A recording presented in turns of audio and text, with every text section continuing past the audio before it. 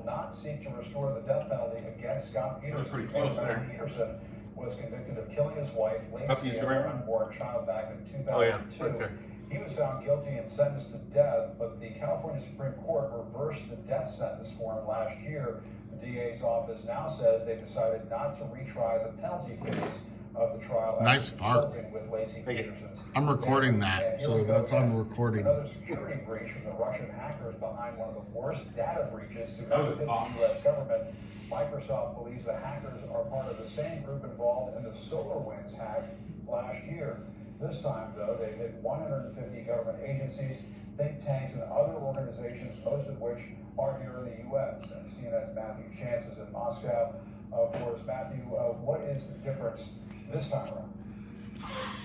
Well, again, the timing of this alleged cyber attack, that's the most striking. Just a few weeks before the US and Russian presidents are set to meet in Switzerland for a much anticipated face-to-face summit that's already filled with a long list of disagreements between the two countries, the two presidents. Russia's support for Belarus in the latest crisis and its ordering down of an airline in order to arrest passengers on board.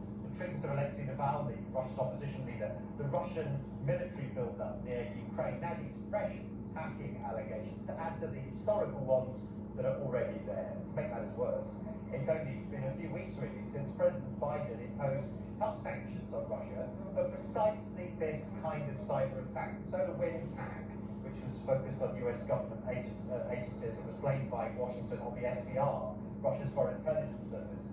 Microsoft, which detected the latest incidents of hacking in US aid agencies, think tanks, and humanitarian groups, mainly, of course, in the US, says that the same group of Russian hackers were responsible this time around. Well, the Kremlin, for its part, has denied any knowledge, as it always does, of the espionage, saying that it has questions about why Russia is again being blamed. Matthew Chance, CNN Moscow. And disturbing new details emerging today about the man who shot to death 9 co-workers at a light rail yard in San Jose, California. Here's CNN's Dan Simon now with details. The shooter here in San Jose had 3 semi-automatic handguns in his possession when he carried out the mass shooting. He also had 32 high-capacity magazines.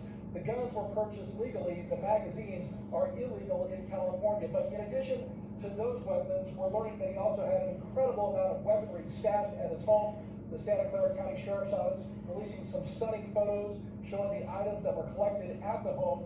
They include multiple cans of gasoline, suspected Molotov cocktails, at least 12 more guns, and 22,000 rounds of ammunition. 22,000 rounds. And it is believed that the shooter took some of that ammo, put it in a pot, put it on the stove, surrounded that pot with some accelerants, and then started the stove. And that's ultimately what caused the home to set on fire. Now, at this point, there's no definitive motive in terms of what led the shooter to carry out this shooting. But one thing that we are learning, one theme that has emerged, is that this is somebody who is highly disgruntled, very upset with his workplace. You take all of that uncontrollable rage, you mix it with easy access to weapons, and then, unfortunately, you have the recipe for the kind of mass shooting that we saw unfold on Wednesday.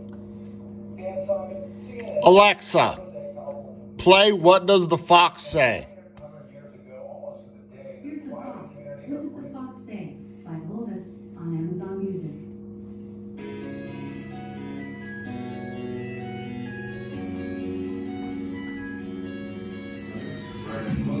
Dog goes poof, cat goes meow, bird goes tweet, and mouse goes squeak.